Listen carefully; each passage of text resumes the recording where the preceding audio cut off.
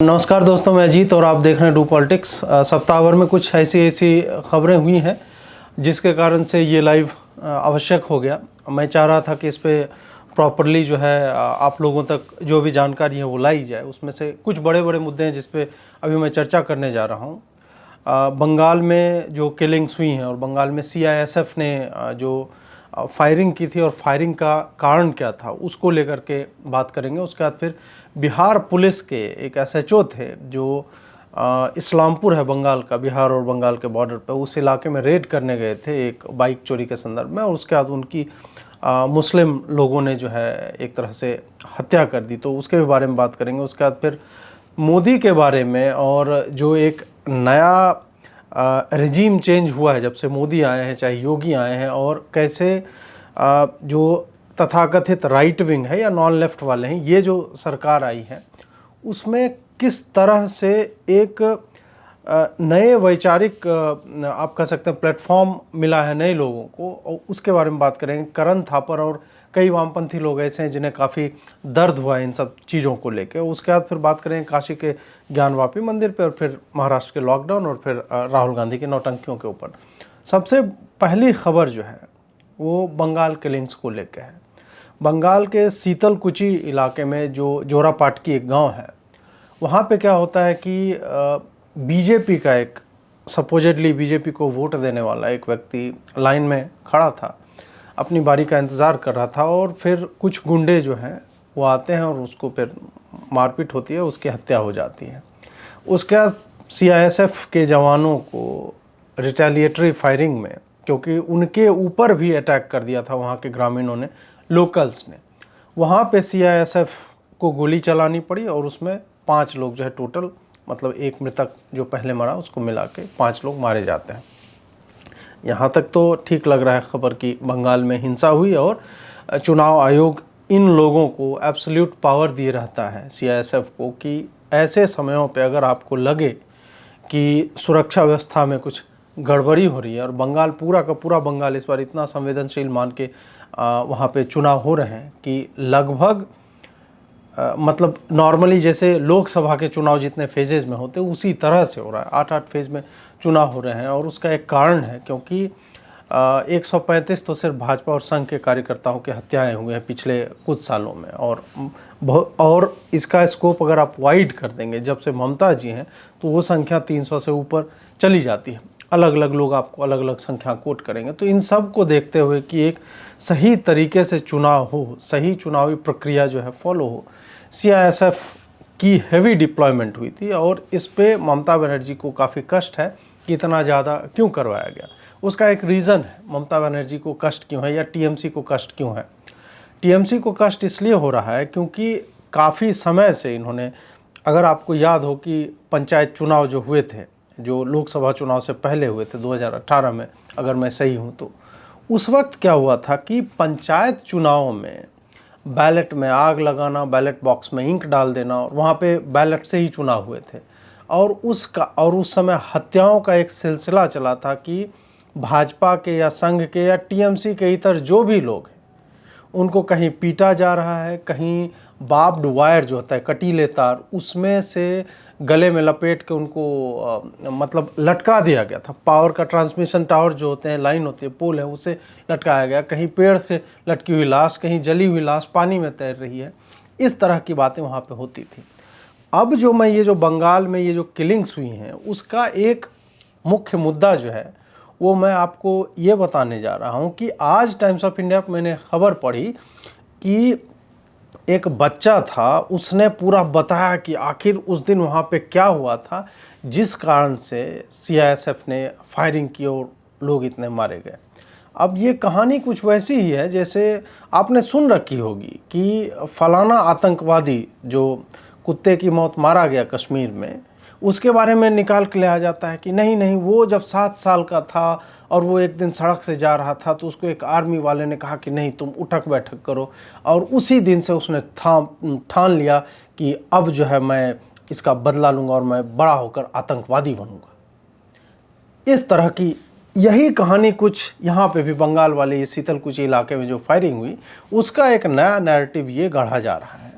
एक बच्चा है, वो बोला कि हम सड़क पे जो है क्रिकेट खेल रहे थे, तभी सीआईएसएफ की, मतलब उसने बोला पुलिस की गाड़ी, सीआईएसएफ की गाड़ी थी, तो उसने बोला कि वो लोग आए तो हम लोग डर के भाग गए कि नहीं, सड़क पे क्रिकेट नहीं खेलना चाहिए, असुरक्षित होता है, संवेदनशील इलाका है। एक बच्चा ये सारी बातें कर रहा है और वो भागा तो पुलिस वाले बकौल उस बच्चे के, उन्होंने चेज़ किया उस बच्चे को, उसको धकियाया, लतियाया, मुकियाया और उससे वो हिंदी में बात कर रहे थे जो इस बच्चे को समझ में नहीं आया। इसके पिता का नाम मियाँ है। तो मियाँ जी का जो लौंडा था उसने बोला कि पुलिस ने हमें मारा पीटा क्योंकि हमें हिंदी समझ में नहीं आ रही थी, और फिर जो है उसके बाद क्या हुआ कि वो इतना घायल हो गया कि मियाँ जी उसको लेके गए अस्पताल, और तब मियाँ जी कहते हैं कि लोगों ने ये खबर फैला दी कि मियाँ जी के लड़के को मार दिया है, तो पूरा का पूरा जन समुदाय इकट्ठा हो गया और उन्होंने जो है फिर रिटेलिएशन में जो है मतलब वो अटैक कर दिया फोर्स पे। आप देखिए अगली कहानी जो मैं, अगली स्टोरी जो मैं चर्चा करने जा रहा हूँ उसमें भी सिमिलर नैरेटिव है, इसलिए मैं इस बात पे चर्चा करना चाहूँगा कि हमेशा एक ही मजहबी समुदाय वही इस तरह के दुष्कृत्यों में क्यों शामिल होता है। हमेशा भीड़ बनकर, भीड़ तंत्र का सहारा लेके, पुलिस हो, सुरक्षा बल हो, इनको एक ही समुदाय के लोग क्यों घेरते हैं। यह गौर करने वाली बात है और इसको आप कैसे भी इग्नोर नहीं कर सकते। आप ये नहीं कह सकते कि नहीं नहीं फलाने हॉस्पिटल में जो है वो बुजुर्ग थे 50 साल के, उनकी मौत हो गई और इस कारण जो है लोग इतने नाराज़ हो गए कि 200 लोग आके और अटैक कर दिया। ये भी कलकत्ता की ही खबर है, बंगाल में ही ऐसा हुआ था एक हॉस्पिटल में, शायद साल या 2 साल पहले की घटना है। उसी तरह यहाँ पर जो हुआ कि आप कहें ठीक है, एक बच्चे को हम मान लेते हैं कि मर ही गया वो बच्चा, तो क्या तुम जो है सुरक्षा बलों पे हमला बोल दोगे। ये कानून की किस किताब में लिखा हुआ है। ये तो वही बात हुई कि हौज खाजी में जो चांदनी चौक में टेम्पल था दुर्गा माता का, उसके ऊपर पत्थरबाजी हुई और पूरा का पूरा राइट का सिचुएशन क्रिएट किया गया था। उसमें क्या कहा गया कि नहीं नहीं हमें तो व्हाट्सएप पे मैसेज मिला कि फलाने जगह पे जो है मार दिया एक मुसलमान को हिंदुओं ने, तब हमने अटैक किया। मतलब तुम अफवाह के सहारे समाज में जो है हिंसा फैलाओगे, तलवार लेके निकल आओगे, पत्थरबाजी करोगे, ये किसी भी तरह से जस्टिफाइड नहीं है। इसी में उसी जगह पे एक और खबर आई कि एक हिंदू महिला का 1.5 साल का बच्चा, मुसलमान महिला, उस महिला के जिसका बच्चा छीना गया उसके हिसाब से, उसके छाती में वो ऐसे लेके आई थी मतदान के लिए और उसके छाती से खींचकर भाग गई वो महिला और पुलिस को अभी तक कोई सुराग नहीं मिला। ये भी उसी इलाके की खबर है। आपको नहीं लग रहा है कि टारगेट पे कौन है, किस धर्म के लोग हैं और टारगेट करने वाले कौन लोग हैं? ये हमें और आपको समझना पड़ेगा, नहीं तो वही वो शौर्य फिल्म का एक डायलॉग है ना कि शुतुरमुर्ग की तरह, मतलब गर्दन जो है बालू में दबाए हुए हम लोग हर एक चीज़ को नकारे जा रहे हैं। नहीं नहीं नहीं यार, ये तो one of incident, one of नहीं है। दूसरी स्टोरी अब जो मैं डिस्कस करने जा रहा हूँ वो बिहार के एक कॉप की है। बिहार के एक एसएचओ हैं, अश्विनी कुमार हैं, नहीं थे। अश्विनी कुमार को खबर मिलती है कि एक जगह पे बाइक चोरी हुई है और बाइक जिसने चुराया है वो एक जगह पे रहता है जो बंगाल के बॉर्डर वाले इलाके में। तो वो वहाँ पे अपनी टीम के साथ पहुँचते हैं, 7 लोगों की टीम थी। इन्होंने बंगाल पुलिस को इन्फॉर्म कर दिया था कि हम जो है आने वाले हैं और हमें जो है बैकअप की हो सकता है आवश्यकता पड़ेगी। उन्होंने कहा कि हाँ हाँ ठीक है, आप आइए, हम जो है रेडी हैं आपको बैकअप देने के लिए। अंधेरा हो गया था। ये लोग जब वहाँ पे पहुँचे, पाथपारा उत्तरी दिनाजपुर नाम की जगह थी, वहाँ पे जब ये पहुँचे तो उनको जो है किसी ने बताया कि नहीं नहीं ये आरोपित जिसको आप खोज रहे हैं वो यहाँ पे नहीं है, वो तो फलाने जगह पे रहता है। और ये लोग जब गोल पोखर एरिया था शायद, वहाँ से ये जाते हैं, वो पाथपाड़ा जो इलाका है वहाँ पे जाते हैं और वहाँ एक पूरी भीड़, एक गांव इंतज़ार कर रही थी इनके आने का। एसएचओ अश्विनी कुमार वहाँ जाते हैं और उनके ऊपर जो है समुदाय विशेष से भरा हुआ पूरा गांव था और उसने उनके ऊपर हमला बोला और फिर उनकी लिंचिंग कर दी गई। लिंचिंग मतलब भीड़ हत्या, घेर कर बुरी तरह से मारा और वो वहीं पे मर गए। उसके बाद क्या होता है कि इनकी माता जी को जब पता चलता है, शव पहुंचता है, तो अश्विनी कुमार, उनकी माता जी भी इस सदमे को बर्दाश्त नहीं कर पाती हैं और वो भी मर जाती हैं। यहाँ पे भी देखिए, और मुझे ये भी आप बताइए कमेंट में कि क्या आपने अपने दोस्तों से या खबरों में, अखबारों में इस तरह की बात सुनी है या नहीं कि एक समुदाय विशेष, वो जो गेटोज़ में रहता है, पतली पतली सकड़ी सकड़ी गलियां होती हैं जहां पुलिस तक जाने से डरती है। मेवात में अगर कोई रहता हो तो पता कीजिएगा। कैराना का एग्जाम्पल है आपके पास, या आपके इलाकों में जहां भी एक ख़ास समुदाय के लोग रहते हैं, वो हमेशा क्यों ऐसे अंधेरी गलियों में रहते हैं जिसकी विड्थ इतनी नहीं रहती है कि पुलिस मोटरसाइकिल से भी चेज कर सके। उसकी गली की चौड़ाई इतनी कम क्यों होती है कि अगर पत्थरबाजी छतों से होने लगे तो आप बच नहीं सकते हैं। वही यहां पर भी हुआ, इन्हें घेर कर मार डाला गया। और ये जो तरीका है, ये जो मॉडस ऑपरेंडाई है, इसमें हमेशा यही होता है कि आप इस समुदाय के चोरों को, बलात्कारियों को, डकैतों को, हत्यारों को, जो बेस्टियलिटी करते हैं, जानवरों का रेप करते हैं, बकरी का रेप हो रहा है, मुर्गी का रेप हो रहा है, मतलब सेक्स और ये कुंठा जो है ये कितनी भरी हुई है। गाय को, एक मध्य प्रदेश में याद आता है कि नारियल तेल वो जेब में रखे हुए और वो गाय का रेप कर रहा था, मुसलमान था वो, खेत में कुतिया को पकड़ के कर रहा था रेप। और जब ऐसे लोगों तक को पकड़ने के लिए पुलिस जब इन इलाकों में जाती है, तब क्या होता है, तब वो इलाके वाले लगते हैं नहीं नहीं ये तो हमारे में अलाउड है भैया, हम तो बचाएंगे, ये तो हमारे अपने लोग हैं। और वो पुलिस को मारती है, घेरती है, और वो एक तरह से शक्ति प्रदर्शन होता है ना, वो करती है कि नहीं नहीं नहीं, हम जो है तुम्हें ये करने तो देंगे ही नहीं, तुम चाहे कुछ भी कर लो, ये हमारे अपने लोग हैं। जैसे भी टेढ़ा है पर मेरा है, ट्विस्टेड है, मानसिक रूप से विक्षिप्त है, रेपिस्ट है, बलात्कारी है, हत्यारा है, लेकिन यार सड़क पे जो है ना वो टोपी पहन के वो हमारे साथ बैठता है हर शुक्रवार को, तो अपना है, तो हम उसे कैसे जाने दे दें। कोई रूल ऑफ लॉ नहीं। जहाँ इनकी इच्छा होती है ये अपना पर्सनल लॉ और शरीयत की बात करते हैं।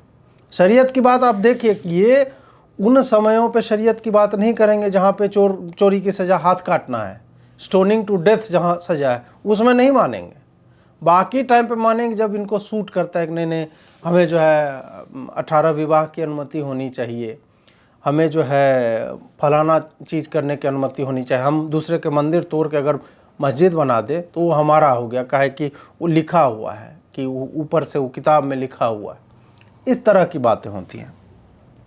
7 कॉप जो हैं, जो उनके साथ गए थे अश्विनी कुमार के साथ, उन्हें निलंबित कर दिया गया कि आपने अपने जो सहकर्मी थे उनको आप छोड़ के जो है भाग गए।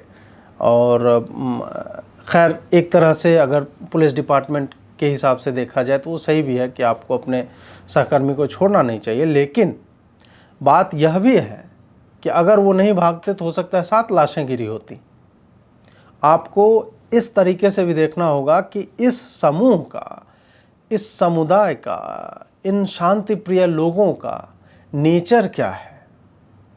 अगर आप उस संदर्भ में जानते हैं, अगर आपको पता है कि आप किस इलाके में घुसे जिसका नाम इस्लामपुर है, और कोई फैज़ल, कोई अनवारुल, कोई फलाना, कोई ढिमका, इस तरह के लोग जब वहाँ पे इंटर करते हैं, आप उन इलाकों में जाते हैं, तो आपको पता होता है कि आपका फेट, मतलब फेट क्या है, आप कहाँ तक जा सकते हैं।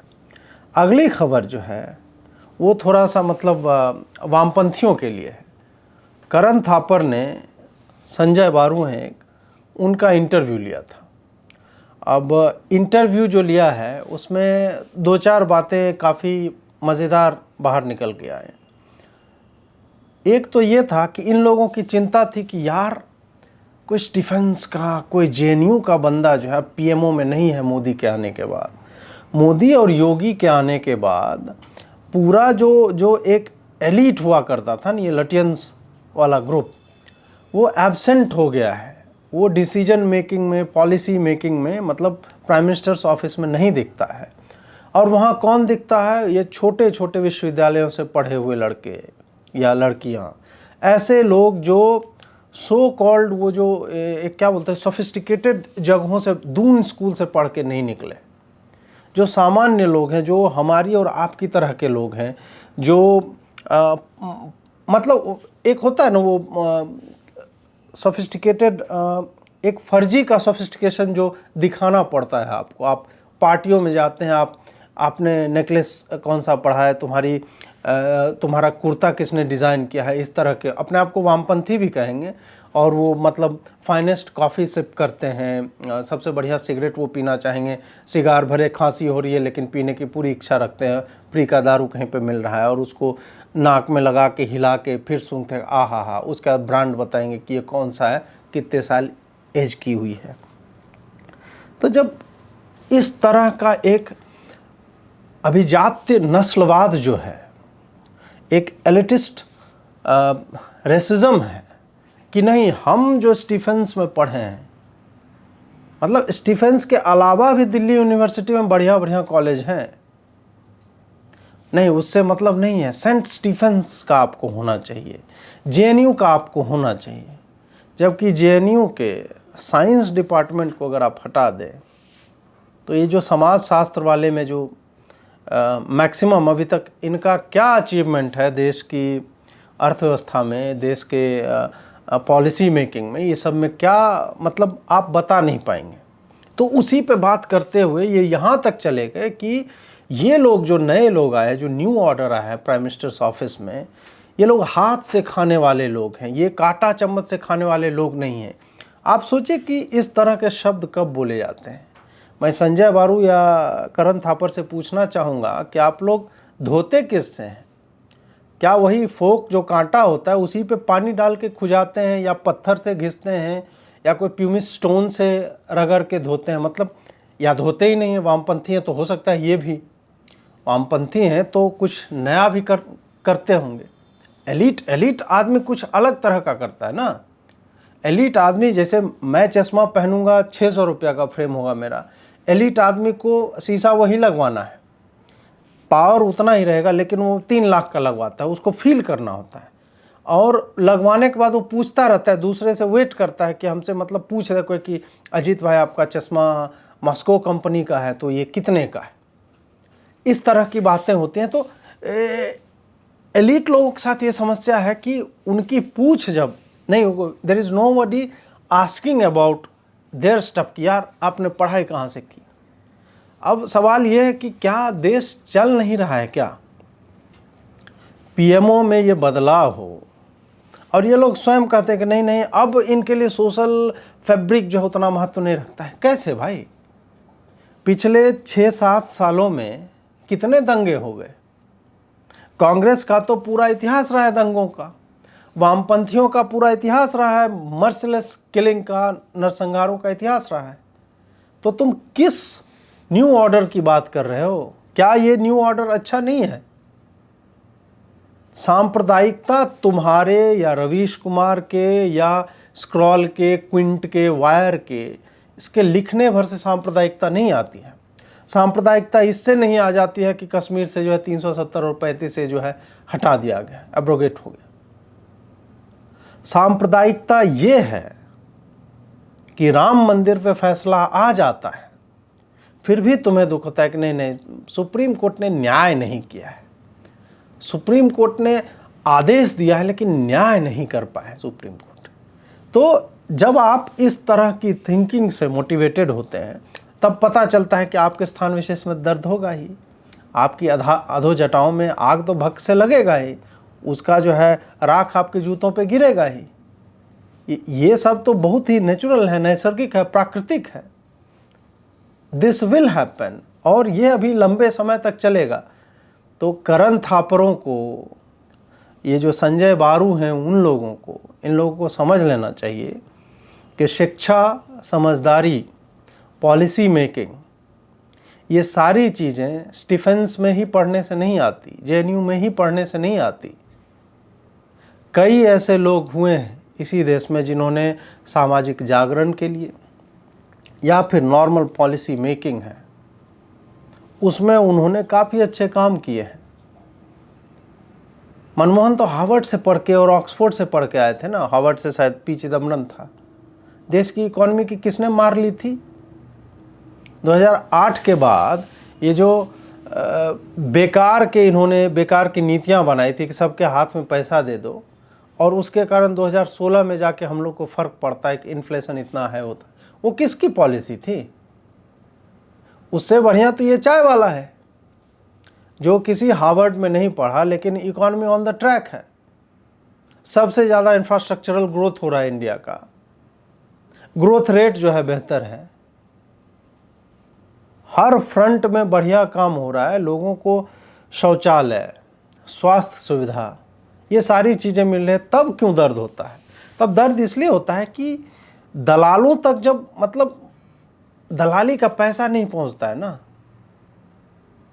जो वही फिर बात आती है कि वो जो ग्रिल्ड चिकन खाने का और उस पर बियर डाल के और रेड वाइन डाल के जो फ्लेवर का आनंद लेने वाली बात होती है, तो वो जब आपको नहीं मिलती, वो जब आपकी रीच से बाहर चला जाता है, वो जो आप करोड़ 2 करोड़ के बंगलों में रहते हैं, वो जो आप नक्सलियों और माफ़ कीजिएगा आदिवासी और जंगलों के राइट्स की बात करते हैं, लेकिन अरुंधति राय जैसों के बंगले जो हैं उन्हीं आदिवासियों के उन्हीं जंगलों के बीच में बने होते हैं, और वो अचानक से उसके ऊपर जब सरकार कहे कि नहीं नहीं ये सब खाली करना पड़ेगा, तब तो दर्द होगा ही। और ये दर्द अच्छा है, ये होते रहना चाहिए। अगली खबर जो है, काशी में जो एक नासूड़ है सफ़ेद रंग का गुंबद है, वहाँ पे हमारी माता गौरी हैं, उनकी मतलब वो पूरा वॉल जो है उस मस्जिद ने उस हमारे मंदिर के दीवार के ऊपर वो जो है गुंबद बना के मस्जिद बना दिया है। और उस पे अभी लोकल जो कोर्ट थी उसने कहा कि हाँ, आर्किटेक्चरल सर्वे ऑफ इंडिया जो है दे कैन स्टार्ट डिगिंग और खुदाई करें। और वैसे खुदाई करने की आवश्यकता है नहीं, वो सीधा दिखता है कि एक तरफ मंदिर का दीवार है और वो मंदिर की जो दीवार है वही दीवार मस्जिद की भी है। और मंदिर की दीवार आपको पता है कि मस्जिदों की दीवार जैसी सफ़ेद नहीं होती है, उस पर नक्काशियाँ होती है, उस पर 1000 साल पहले उकेरे हुए चित्र होते हैं, उस पर देवी होते हैं, देवता होते हैं, उस पर पूजा अर्चना होती है जो जब से मंदिर है तब से हो रही है। और मस्जिद का क्या है, वो तो मंदिर तोड़ के भी बना देते हैं। तो वहाँ पे क्या हुआ कि अब आर्किटेक्चरल सर्वे ऑफ इंडिया जो है उनको कहा गया है कि आप खुदाई करें और फिर आप जो है पता करें कि इसके नीचे क्या स्ट्रक्चर था, जो भी था। अब ये एक लीगल प्रोसेस की शुरुआत है, और शुरुआत कहने का तात्पर्य ये भी है कि इसके बाद फिर हाई कोर्ट में जाएगा, कोई इस पर कंप्लेन करेगा, फिर 2-4 एक्ट आ जाते हैं। प्लेसेज ऑफ वर्शिप एक्ट है एक 1991 का, उसके हिसाब से क्या होता है कि जो यथास्थिति इस देश में मंदिरों या मस्जिदों या किसी भी धार्मिक या मजहबी स्थल का 1947 में था, उसी यथास्थिति को मेंटेन रखना है। ये एक कानून बना दिया था। ये कानून किसको फेवर करने के लिए बनाया था, किसके तुष्टिकरण के लिए बना था, हम सबको पता है। क्योंकि यथास्थिति की जब हम बात करते हैं तो सिर्फ और सिर्फ हिंदुओं के ही मंदिर तोड़े गए थे, उनके ऊपर मस्जिद बने हुए हैं। तो सारा का सारा दुख, सारा का सारा दुर्भाग्य, सारी की सारी डिस्ट्रक्शन जो है वो जो है सिर्फ और सिर्फ हिंदुओं को झेलनी पड़ी है। और एक लॉ आता है कि आप जो है इसके ऊपर केस भी नहीं लड़ सकते, कुछ नहीं हो सकता है। अब हमने ये लॉ बना दिया है। आशा है कि मोदी सरकार के पास मेजॉरिटी है और वो पास करके रिपील करें इस लॉ को, जिसका कोई मतलब नहीं रहेगा। ये कम्प्लीटली एंटी हिंदू लॉ है। अब क्या हुआ कि काशी टेम्पल में जब ज्ञानवापी वहाँ पे मस्जिद है, उसको तोड़कर जो है कॉम्प्लेक्स बड़ा करने की बात है। मतलब एक चला है कि उस नासूर को वहाँ से हटाया जाए, जिसका कोई मतलब है नहीं। मतलब ठीक है, मस्जिद तो यार नमाज तो सड़कों पे भी लोग पढ़ लेते हैं, तो उसके लिए मंदिर को तोड़कर बनाई हुई जगह में क्यों नमाज पढ़ना? इतना सेंस तो होना चाहिए। सड़क पर से तुम्हें कहीं की भी सरकार नहीं हटा पा रही है, नहीं उठा पा रही है, तो फिर तुम मतलब मंदिर के ऊपर जो बना हुआ मस्जिद उसी में तुमको क्यों पढ़ना है? तुम तो फ्री हो, कहीं पे भी जाके पढ़ सकते हो।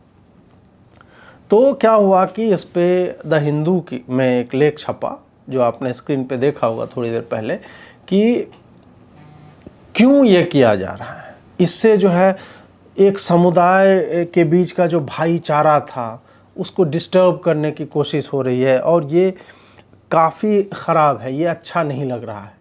ये जो है हम किस तरह का समाज अपनी आने वाली पीढ़ियों को देना चाह रहे हैं, इस तरह की नौटंकियाँ जो है वो ये सारा बात कि आप बैंडेज क्यों उखाड़ रहे हैं, मतलब बाल के साथ जो उखड़ जाता है तो काफ़ी दर्द होता है। बात यह है कि ऐसा मानना उन लोगों के लिए बड़ा ही अच्छा और बड़ा ही इजी होता है जिन लोगों के लिए ना तो धर्म के कोई मायने हैं, ना धार्मिकता के कोई मायने हैं, ना ही धार्मिक प्रतीक चिन्हों के मायने हैं। बेसिकली जो वामपंथी हरामखोर हैं, तो इन लोगों के लिए मंदिर मतलब मस्जिद पे, हाँ मस्जिद पे आपने कीचड़ भी फेंक दिया तब तो हाँ वो हमला कर दे, मार दे 10-50 लोग को, तो वो ठीक है यार, तुमने मतलब क्यों अल्पसंख्यकों को सता रहे हो। लेकिन हाँ, हिंदू का पूरा 30,000 मंदिर पे कब्जा किए रहो, और अब जब लीगली उसको वापस लाने की बात हो रही है तब ये सब भाईचारा और ये सब। मेरा कहना ये है कि मोदी सरकार को एक लॉ लाना चाहिए, और सीधा वो लॉ ये होना चाहिए कि जितने भी मस्जिद मंदिरों के ऊपर बने हैं उन सबको वेकेट करवाओ, डेसिमेट करो, पूरा एनाहिलेट करो, बर्बाद कर दो, तोड़ ताड़ के सपाट करो उनको, और हिंदुओं की ज़मीन हिंदुओं को वापस होनी चाहिए। वहाँ पे भव्य भव्य मंदिर बनने चाहिए, जैसे कि अभी राम मंदिर जो है उसी को देख लीजिए आपकी, उसके लिए चंदा शायद 1100 करोड़ ही चाहिए था हमें, और 5100 करोड़ आ गया। तो पैसा तो है हम लोग के पास, और पैसा है हमारे पास, तो हम जो है करवा लेंगे भाई। हम बाकी भी छोटे बड़े जितने मंदिर, हमें ज़मीन तो तुम फ्री करके दो, तो एक लॉ बना के सीधा हमें ज़मीनें दे दी जाए, और उसके बाद हम लोग तय करेंगे, हिंदू तय करेगा कि प्लेसेज ऑफ वर्शिप एक्ट का क्या करना, उसको रिपील किया जाए और हमें अपने मंदिर बनाने दिए, क्योंकि ये एक ऐतिहासिक रॉन्ग हुआ है हमारे साथ। ये जो गलती हुई हमारे साथ, और ये गलती नहीं है, ये आतंक की वो मुहरें हैं, ये आतताइयों के दिए गए वो मतलब जख्म है, वो घाव हैं, जो एक घटिया एजुकेशन के कारण कहीं न कहीं हमारी 2-3 पीढ़ियां जो है भूल गई थी, उन्हें फ़र्क नहीं पड़ रहा था। लेकिन अब जब से ये जागरूकता जगी है, जब से हम जानने लगे कि नहीं, कन्याकुमारी में भी अगर कोई मस्जिद किसी मंदिर के ऊपर बना हुआ है तो वो हमारा है, एंड हम जो है उसको we will take it back. क्योंकि हमें इसी बात का तो इंतज़ार था ना कि हमारे मतलब की सत्ता आएगी, और हम ये नहीं कह रहे हैं कि हम मस्जिद को तोड़ के बना लेंगे, नहीं, हमारे मंदिर के ऊपर जो मस्जिद बने हुए हैं उनको फ्री करो, नहीं करोगे तो फिर वोट मांगने मत आओ, उनको फ्री करवाओ। और उसी की ये प्रक्रिया है, अभी काशी है, फिर मथुरा होगा, और फिर धीरे धीरे बाकी छोटे छोटे मंदिर भी, और इसमें 70 साल नहीं लगना चाहिए जैसे राम मंदिर में लगा है। उसके बाद अगली जो खबर है वो महाराष्ट्र से जुड़ी हुई है। महाराष्ट्र में सामना के एडिटोरियल में, सामना जो शिवसेना का मुखपत्र है, उसके एडिटोरियल में एक खबर लिखी गई कि लॉकडाउन जो है अब नेसेसरी है महाराष्ट्र में लगना। और आप सब जानते हैं कि सामना ने अगर बोला है तो फिर वो कुछ समय बाद, मतलब ऑन द टेबल तो है ये बात कि उसको कंसिडर किया जा रहा है कि उद्धव ठाकरे जो है कुछ समय में ये करेंगे, लॉकडाउन होगा। तो क्या हुआ है कि महाराष्ट्र जो है, जिसे कभी भी कुछ पत्रकारों ने कभी भी, जिनको लगा ही नहीं कि महाराष्ट्र हो या फिर गैर भाजपा शासित कोई भी राज्य हो, कभी भी इनको लगा कि नहीं कोरोना एकदम कंट्रोल में है, केरल का मॉडल से चलना चाहिए, महाराष्ट्र ने इस तरह से कर लिया। सारी समस्याएं भाजपा वाले राज्यों में ही हो रही थी।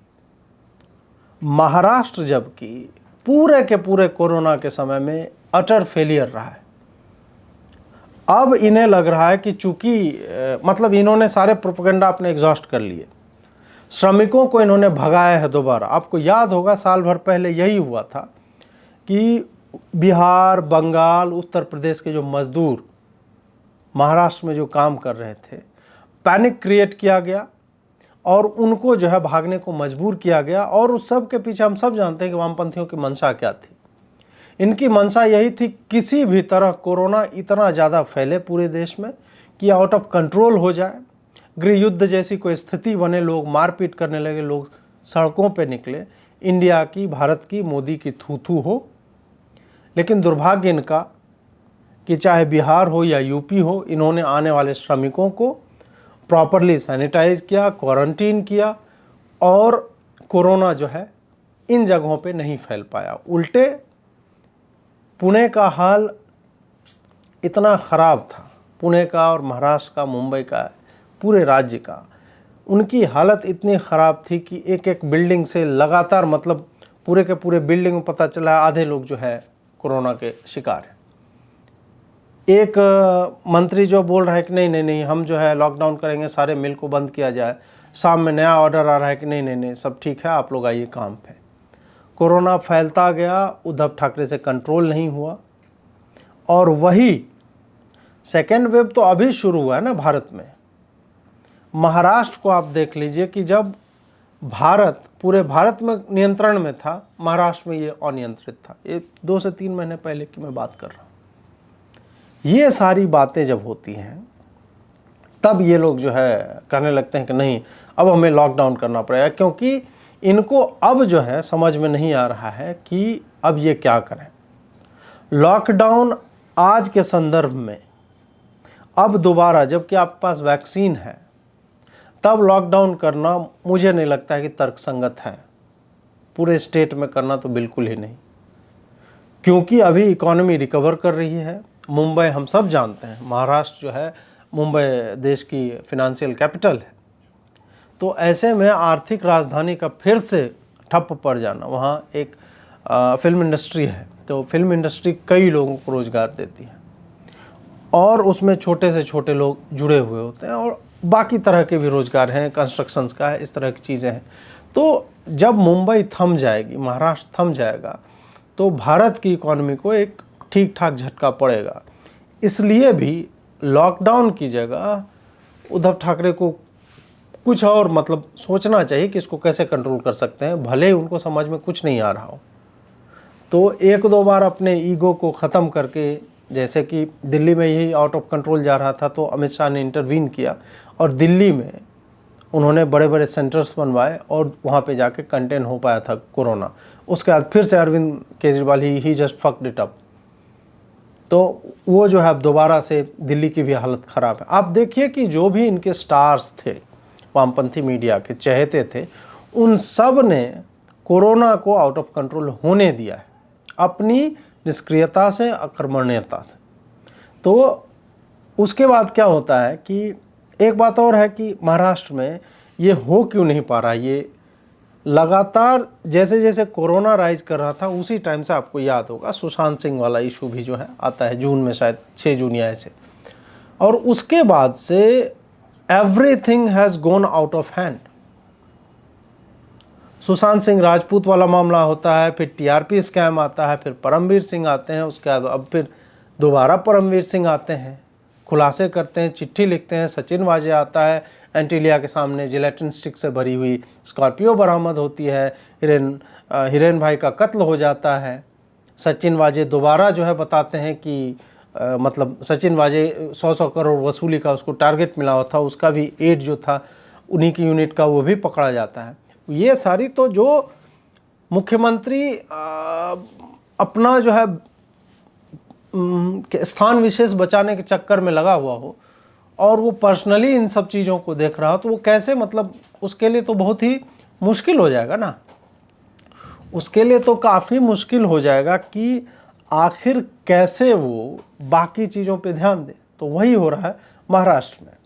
अब अगला जो है वो है कि कोरोना और इलेक्शंस, और ये काफ़ी मतलब एक तरह से दुर्भाग्यपूर्ण बात है कि जिस तरह से अभी ग्राफ एकदम ऐसे नीचे आया था और अचानक से सर्च करके अभी कोरोना का सेकेंड वेव रियल में आया है।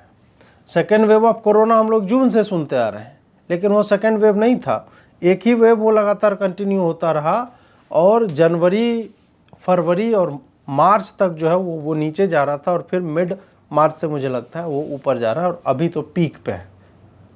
तो ऐसे में रैलियां हो रही हैं, मोदी जी भी रैलियां कर रहे हैं, ममता दीदी भी कर रहे हैं, जहाँ जहाँ जो भी नेता है वहाँ रैलियां हो रही हैं। कोई मास्क नहीं पहनना है, कोई सोशल डिस्टेंसिंग नहीं हो रही है, और इन सब को देखते और जितनी मौतें हो रही हैं हमारे और आपके दाहिने बाएं जो भी आपके मित्र हों, परिजन हों, हमने देखा है कि लोग अपने माता पिता का, उनकी लाश देख तक नहीं पाए। उन्हें सिर्फ खबर आई, आप बेंगलोर में काम कर रहे हैं, आपके माता पिता यूपी में, कानपुर में, डेथ हो गई पिताजी की, और आप लॉकडाउन के कारण न तो जा सकते हैं न देख सकते हैं। ऐसे में कई बार हुआ कि हिंदू जो है दफना दिया गया, मुसलमान को जला दिया गया, ये सब भी हुआ है। इतनी लाशें गिर रही हैं और अब दोबारा हम मतलब सेकेंड वेव आया है। थैंक गॉड कि हमारे पास वैक्सीन्स हैं, लेकिन फिर भी लोग प्रभावित हो रहे हैं, संक्रमित हो रहे हैं, और ऐसे में रैलियां चल रही हैं, रोड शोज हो रहे हैं, और वही नेता जो है अपील भी कर रहा है कि नहीं नहीं, हमें जो है अपने अपने घरों में रहना चाहिए, हमें जो है बाहर नहीं निकलना चाहिए जब तक नेसेसरी ना हो। तो मुझे लगता है कि ये जो विरोधाभासी स्टेटमेंट्स है, ऐसी बयानबाजी करने से नेताओं को बचना चाहिए। या तो आप एकदम थेथर हो जाएं, इस बात पे बोलिए मत। अगर आप रैलियां लगातार करवा रहे हैं और आपको फ़र्क नहीं पड़ रहा है तो कम से कम दूसरे दिन ज्ञान मत दीजिए कि नहीं नहीं हमें मास्क जरूरी, 2 गज जरूरी, ये सब मत कीजिए। अच्छा नहीं लगता है ये सब। हम सब जानते हैं रियलिटी क्या है, हम सब जानते हैं कि हमारे देश की पॉपुलेशन किस तरह की है। ये रियलाइजेशन हम में भी है, आप में भी है। शुरुआती चरणों में खूब ठीक से फॉलो किया गया था, लेकिन नेताओं के एटीट्यूड को देखकर एक ऐसे में चुटकुला चल रहा है सोशल मीडिया पे कि भाई वैक्सीन क्यों बांट रहे हो, आम चुनाव करवा दो। प्राइम मिनिस्टर को लोकसभा भंग करवा के आम चुनाव करवा देंगे, कोरोना वैसे ही भाग जाएगा, क्योंकि रैलियों में कोरोना आ नहीं रहा है। ये सब हो रहा है, और इस पे जो है प्रधानमंत्री मोदी हों, गृह मंत्री अमित शाह हों, या बाकी के मुख्यमंत्री हों, बाकी जहाँ जहाँ चुनाव हो रहा है उनको इस बात पे गौर से ध्यान देना चाहिए। आप देखिए, मतलब एग्जाम्पल देखिए, नॉर्वे की पीएम थी, उनके बर्थडे पार्टी में 12 लोग आए थे, और वहाँ के कानून या प्रोटोकॉल के हिसाब से मात्र 10 लोग तक अलाउड थे। उनके ऊपर $2000 जो है फाइन लगता है, और उनको वो देना पड़ा, पीएम को, नॉर्वे के पीएम को देना पड़ा। हम सब जो है रूल को फ्लॉन्ट कर रहे हैं, मास्क जो है मतलब नहीं पहनना है, सोशल डिस्टेंसिंग नहीं करना है। ये सारी बातें जब तक आप श्योर नहीं हैं कि आप अपने घर में बैठे हुए हैं, आप उन लोगों के साथ हैं जिनमें कोई लक्षण नहीं है, आप बाहर नहीं जा रहे हैं, तब तक कम से कम बाहर जब भी निकलते हैं तो मास्क पहनिए। मास्क इसलिए मत पहनिए कि आपका चालान जो है बच जाएगा, नहीं, मास्क अपनी जान बचाने के लिए पहनिए। आप जो है एसिम्प्टोमेटिक कैरियर हो सकते हैं कि आपको कोई सिम्टम नहीं आएगा, आप बाहर से कोरोना ला के अपने माँ बाप को दे देंगे जो मर जाएंगे। इस बात पे ध्यान दीजिए। इसी संदर्भ में राहुल गांधी जो बोल रहे हैं कि नहीं नहीं सारे लोगों को वैक्सीन क्यों नहीं दे रहे, मोदी को इवेंटबाजी बंद करनी जाए। ये आदमी मतलब ना मैथ्स मानता है ना सोशल साइंस से जाते हैं, इसको मतलब कुछ नहीं, इसको सब चीज़। पिछले बार हुआ था तो बोला कि हाँ सारे गरीबों को इतना रुपया दे दो, सब चीज़ इसको चाहिए। अरे भाई, मतलब हमेशा तुम कहते हो कि सबको सब चीज़ दे दिया जाना चाहिए, सबके हाथ में पैसे होने चाहिए, न्याय स्कीम जो बांट रहे थे, बचा कहाँ है देने के लिए? अपने परिजनों के बारे में याद करो ना, तुम्हारे परिवार वालों ने छोड़ा क्या है जो सब कुछ बांट दिया जाए? वैक्सीन सबको क्या सरकार नहीं चाह रही कि दे दे? वैक्सीन क्या ऐसे होता है कि थैनोस वाला वो गॉन्टलेट पहनेगा, ऐसे चुटकी बजाए और 130 करोड़ जो है वैक्सीन नीचे में गिर गया, या सारे लोग जो है पैंट उतार के अपना जो है हिप्स जो है नितंब जो है आकाश में अटका रहे हैं और ऊपर से वैक्सीन की बारिश हो जाए? ऐसे वैक्सीन पड़ता है? या उसका एक मेथोडोलॉजी है, उसका एक नियम कानून है, वो बनेगा, टेस्ट होता है, पर डे उसका प्रोडक्शन कैपेसिटी कुछ होगा। 3000 करोड़ रुपया जो है सीरम इंस्टीट्यूट ऑफ इंडिया मांग रही थी और 3600 करोड़ रुपया जो है उद्धव ठाकरे के लौंडे आदित्य ठाकरे ने शिवसेना के पार्षदों के घर बनवाने के लिए सैंक्शन किए। ये है आपकी प्रायोरिटीज। इस पे आप नहीं बोलो, क्योंकि वहाँ पे तो आप सरकार में उनके साथ हो। तो जब आप सरकार में उनके साथ होते हो, जब आपको पता नहीं है कि क्या सही है क्या गलत है, तो फिर इस तरह के नॉनसेंसिकल आर्गुमेंट तो बिल्कुल ही मत दिया करो। यही सारी खबरें थी, और भी अगले सप्ताह कुछ और भी खबरें आएंगी तो हम आपसे और भी मुखातिब होंगे और भी चर्चा करेंगे। जुड़ने के लिए बहुत बहुत आभार आप सबका। आप अगर हमारा सहयोग करना चाहते हैं तो पेटीएम का, पेट्रियन का, पेपाल का, सबका आपके स्क्रीन पे जो है एक स्ट्रिप चल रही होगी, आप वहाँ पे जो है हमें सहयोग दे सकते हैं। जुड़ने के लिए बहुत बहुत आभार।